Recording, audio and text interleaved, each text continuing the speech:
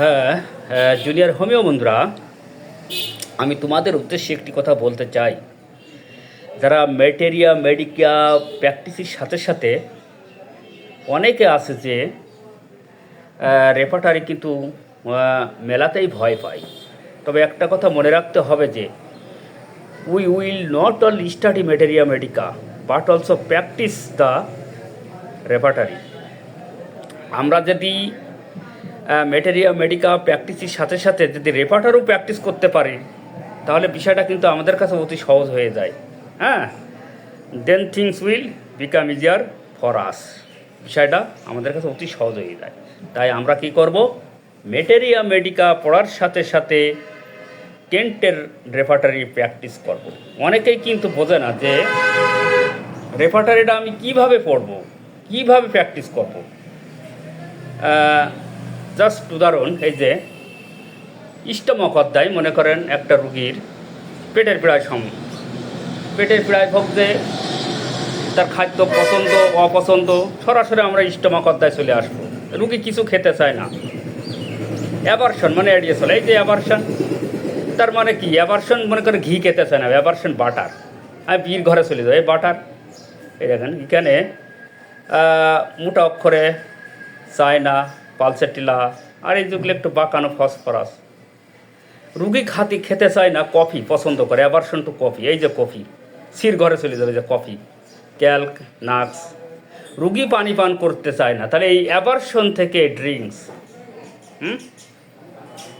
পান করতে চায় না, এই যে হায়োস, নাক্স। হ্যাঁ, রুগী অ্যাভারশন টু এগ, এই যে ইর ঘরে চলে গেলাম, সালফার, ফেরামফাস ইত্যাদি। তারপর রুগী কি মাংস খেতে চায় না, চর্বি খেতে, ফ্যাটস অ্যান্ড রিচ ফুড।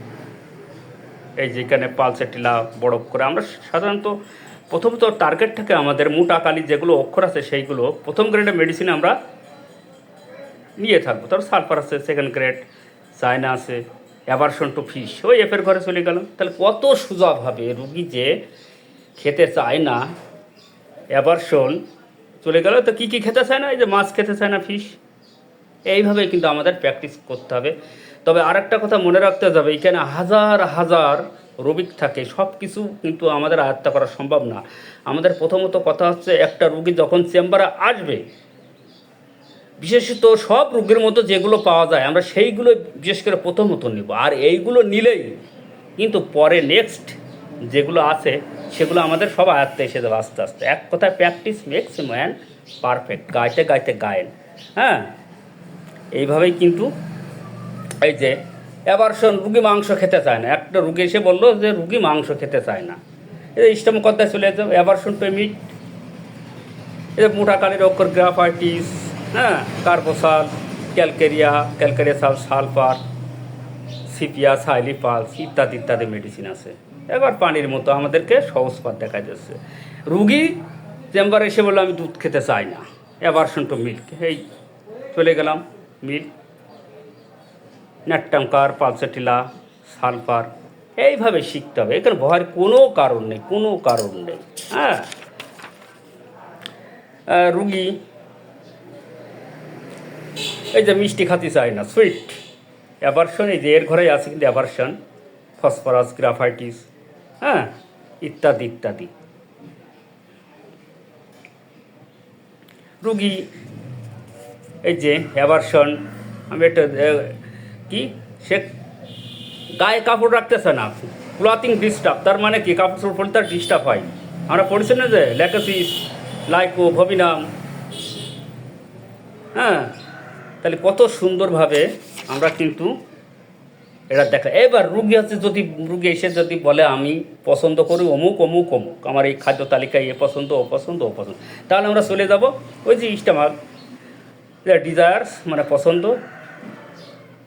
এই যে অ্যালকোহলিক ড্রিঙ্কস, তার মানে কি? তার এই যে অ্যালকোহল জাতীয় জিনিস, তার ওই মদ জাতীয় পছন্দ, সালফার। হ্যাঁ, এইভাবে আমরা এগিয়ে যাব। যেগুলো এই যে রুগীর পছন্দ, ডিজায়ার মানে রুগী এসে বললে আমার রুটি পছন্দ, ব্রেড, এই যে ন্যাট্টামিওর সেকেন্ড গ্রেড। হ্যাঁ, ডিজায়ার ব্রেড মার্কসন। এই ডিজায়ার কফি পছন্দ, সির ঘরে চলে গেলাম। এই যেখানে রয়েছে অনেক মেডিসিন রয়েছে। কোল্ড ড্রিঙ্ক, রুগী বলে যে আমার ঠান্ডা পানি পছন্দ, ওদের কতগুলো মেডিসিন, আর্সানিক, ব্রায়োনা, ফসফরাস, ন্যাট্টামসাল, মার্কসল ইত্যাদি। রুগী বলে আপনার চেম্বারে এসে ঠান্ডা খাবার পছন্দ, আপনি কোনে পাবেন? এই যে ডিজায়ার, আমরা ইকেন্দ্র সূত্র ধরে ঠান্ডা খাবার, তাহলে এই কোল্ড ফুড, এই যে ফসফরাস, আমাদের একটা কমন মেডিসিন আছে, পালসোটিলা আছে, তাহলে আপনি কেন শিখবেন না? এখানে কোনো ভয় নেই। রুগী আপনার চেম্বারে এসে বলবে যে আমি আইসক্রিম পছন্দ করি, ফসফরাস, এই যে আইসক্রিম, ফসফরাস। রুগী এসে বলবে যে আমি দুধ পছন্দ করি, এই যে মিল্ক, এই যে মিট, হ্যাঁ, আর যা পছন্দ করে তার ঘরে চলে যেতে হবে, মিল্ক। এইভাবে আমরা কিন্তু আমাদের এই রেপার্টারিকে সহজলভ্য করতে পারি। তাই আমি আরও একবার বলতে চাই, we will not only study materia medica but also practice the repertory. Then things will become easier for us. যদি ম্যাটেরিয়া মেডিকার প্র্যাকটিসের সাথে সাথে রেপার্টারিও প্র্যাকটিস করতে পারি, তাহলে জিনিসটা আমাদের কাছে অতি সোজা এবং পরিষ্কার হয়ে যাবে। ধন্যবাদ বন্ধুরা, ধন্যবাদ।